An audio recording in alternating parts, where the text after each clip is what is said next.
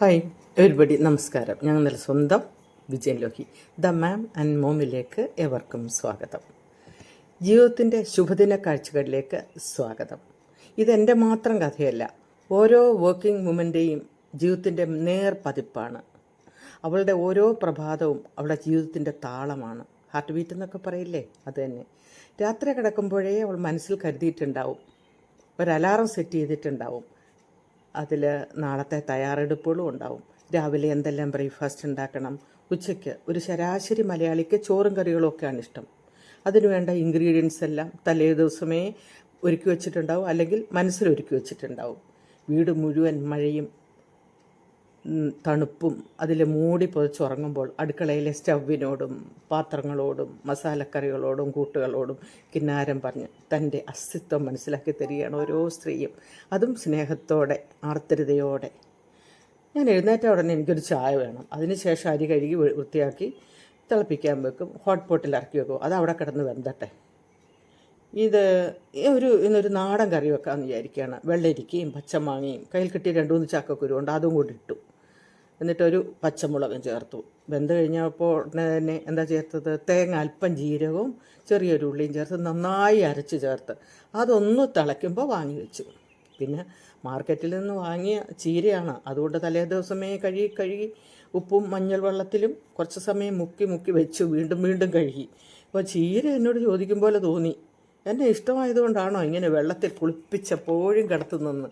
പക്ഷേ കൊറോണയ്ക്ക് ശേഷമുള്ള നമ്മുടെ ജീവിതം ഇങ്ങനെയൊക്കെ തന്നെയാണ് അല്ലേ. പിന്നെ അതിനുവേണ്ടി ഒരു വെള്ളുള്ളിയും കുറച്ച് തേങ്ങയും ഒന്ന് ക്രഷ് ചെയ്ത് അതിൽ ചേർത്ത് കഴിയും. എന്നിട്ട് കടുക് താളിക്കാം നമുക്ക്. അപ്പോൾ ഈ താളിക്കലെല്ലാം ഞാൻ ഒന്നിച്ചാണ് ചെയ്യുന്നത് അല്ലേ.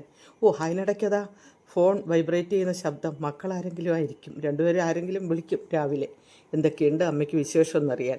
അപ്പോൾ പ്രധാന തലക്കെട്ടുകളൊന്ന് പറയും, എന്നിട്ട് ന്യൂസ് ഇൻ ഡീറ്റെയിൽസ് രാത്രി 9 മണിക്ക് ശേഷം. എന്തായാലും ഞാനിന്ന് നീർദോശയാണ് ഉണ്ടാക്കാമെന്ന് വിചാരിച്ചത്. അതിനുവേണ്ടി ഒരു ചമ്മന്തി, സ്പെഷ്യൽ ചമ്മന്തിയാണ് ഞാൻ സാധാരണ ഉണ്ടാക്കുന്നത്. അത് സാധാരണ പോലെ ചമ്മന്തി അരയ്ക്കും, പക്ഷേ വെള്ളം ഒഴിക്കേണ്ട, അധികം അരിയരുത്. എന്നിട്ട് നമ്മൾ കറികൾ താളിക്കുന്നത് പോലെ അതിനകത്ത് താളിച്ച് ചേർക്കുക ചെയ്യുന്നത്, അത് പറയാം. ഇപ്പം നീർദോശയ്ക്കാണെങ്കിലോ സാധാരണ ഞാൻ എൻ്റെ സ്പെഷ്യലിസ്റ്റൊക്കെ ആണെന്നാണ് വിചാരിച്ചുകൊണ്ടിരുന്നതെല്ലാം മുമ്പേ ഉണ്ടാക്കലുണ്ട്. കുറച്ച് പച്ചരി, സമൻ തേങ്ങയും ഒരല്പം ജീരകവും ചേർത്ത് നന്നായിട്ട് അരയ്ക്കണം. അരച്ചിട്ട് വെള്ളം നല്ലപോലെ ചേർക്കണം. പറ്റുമെങ്കിൽ ഒരു ചെറിയ ഉള്ളിയും ചേർത്താൽ നല്ലതാണ്. അപ്പോൾ ദോശക്കല്ല് വെച്ചിട്ട് അത് തലങ്ങും വിലങ്ങും അങ്ങോട്ടും ഇങ്ങോട്ടും ഒഴിക്കണം. ഇപ്രാവശ്യത്തെ എടുക്കാൻ കിട്ടുന്നില്ല, എന്ത് പറ്റിയോ എന്തോ. പക്ഷേ പൊളിച്ച് എങ്ങനെയൊക്കെയോ എടുത്തു, കാരണം എനിക്ക് പോകാൻ സമയമായി. പക്ഷേ തിന്നുമ്പോൾ നല്ല ടേസ്റ്റ് ഉണ്ട് കേട്ടോ. അപ്പോൾ അതൊന്നും ഉണ്ടാക്കി നോക്കണം. ഞാനത് വേറെ വീഡിയോയിൽ തന്നെ പറയാമെന്ന് വിചാരിക്കുകയാണ് ചെയ്യുന്നത്.